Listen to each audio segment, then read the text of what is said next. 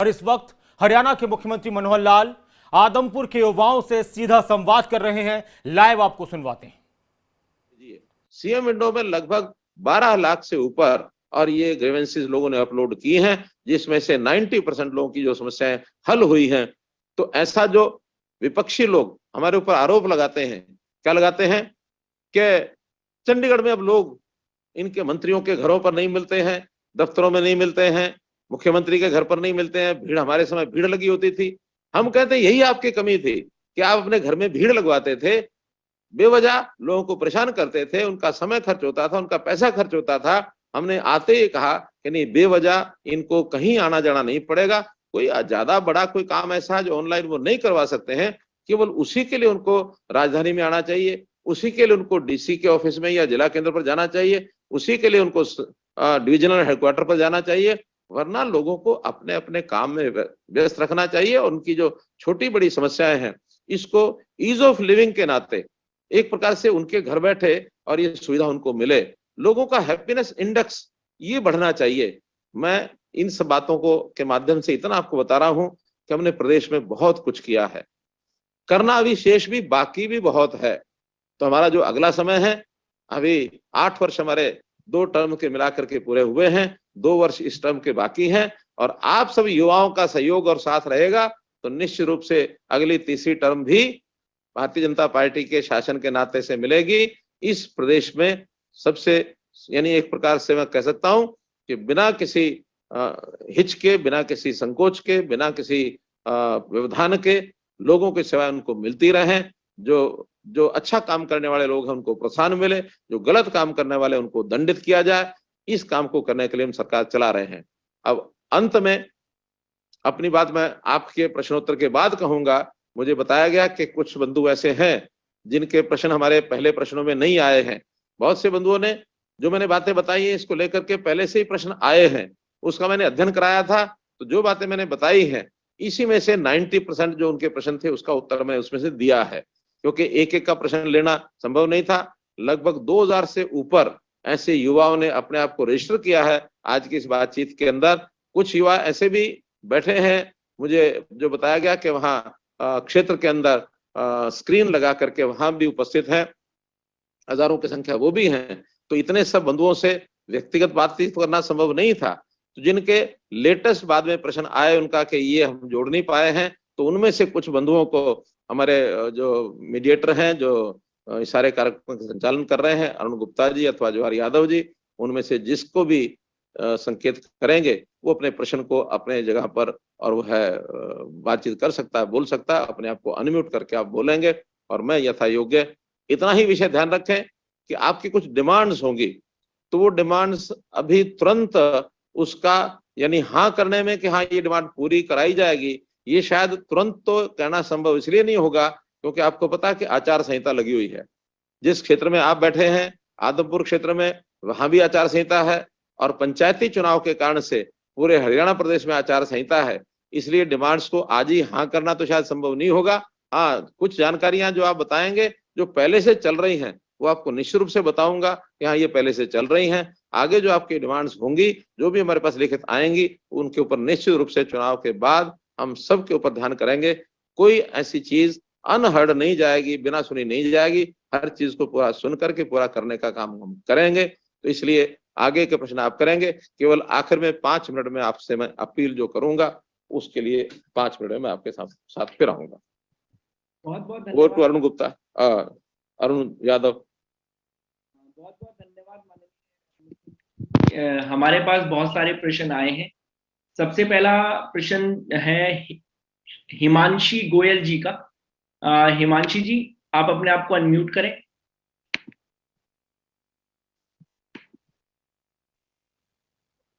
नमस्कार सर। जी हिमांशी जी बोलिए।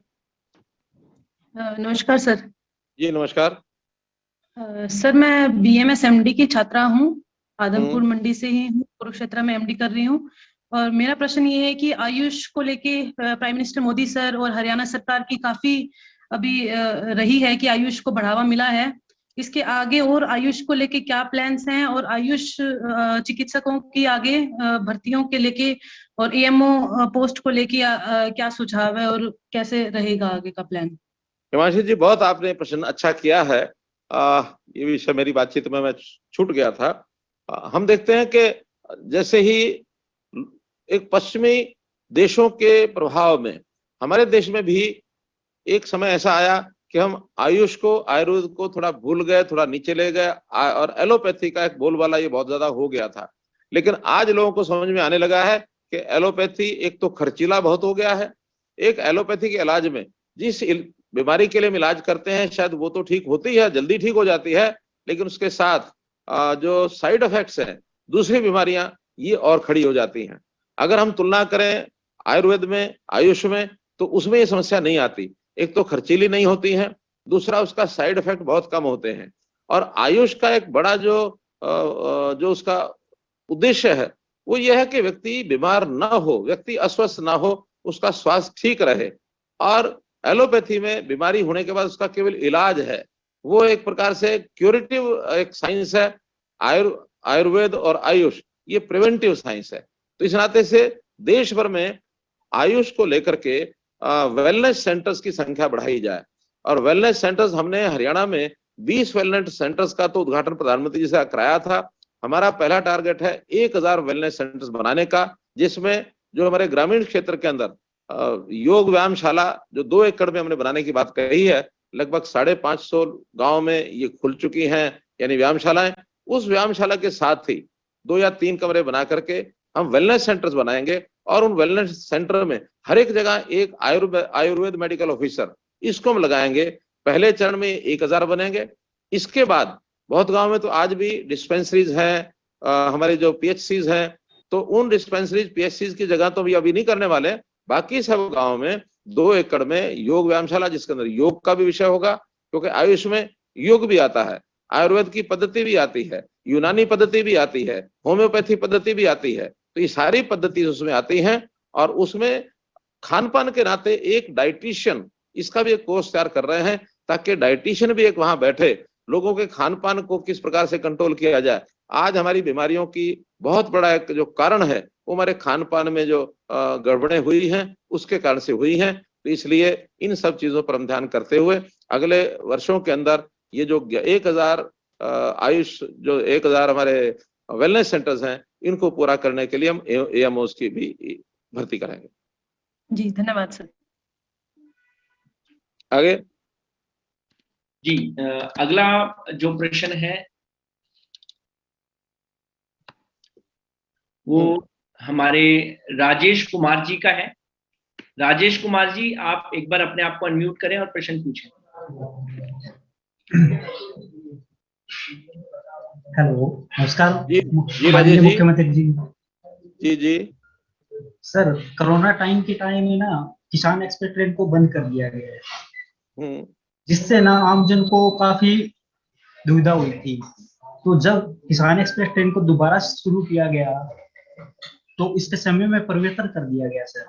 तो परिवर्तन करने के बाद ना तो लोगों का आना जाना काफी कम हो गया है, तो लोग प्राइवेट साधनों से यात्रा कर रहे हैं, तो इसके लिए उनका यात्रा खर्च बढ़ गया है सर।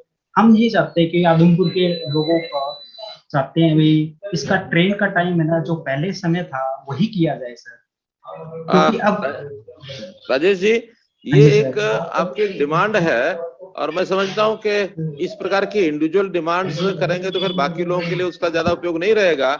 हाँ, लेकिन ये चूंकि आदमपुर से जुड़ी हुई सारी समस्याएं होगी तो आप इसको लिख करके आप भिजवा देंगे हम, क्योंकि रेलवे का विषय है, केंद्र सरकार का है। रेलवे का हाँ, हम इसमें अपना पत्र लगा करके उनको भेज देंगे और आपकी कठिनाई को भी उनको इंगित करेंगे और कोशिश करेंगे उनको कह करके कि जो पहले का टाइम है उसी टाइम पर ये चले तो आपको सुविधा होगी। और इसमें एक पत्र आप हमको भिजवा दीजिए किसी भी के माध्यम से, हम उसका डीएल लेटर लिखेंगे और मैं कोशिश करूंगा ये काम हो जाए आपका। धन्यवाद सर।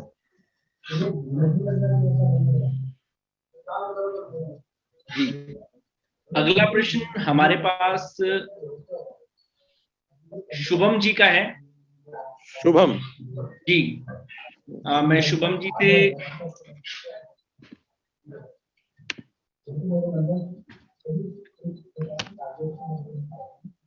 बोलिए। शुभम जी एक बार वो अपने आप को अनम्यूट कर लें।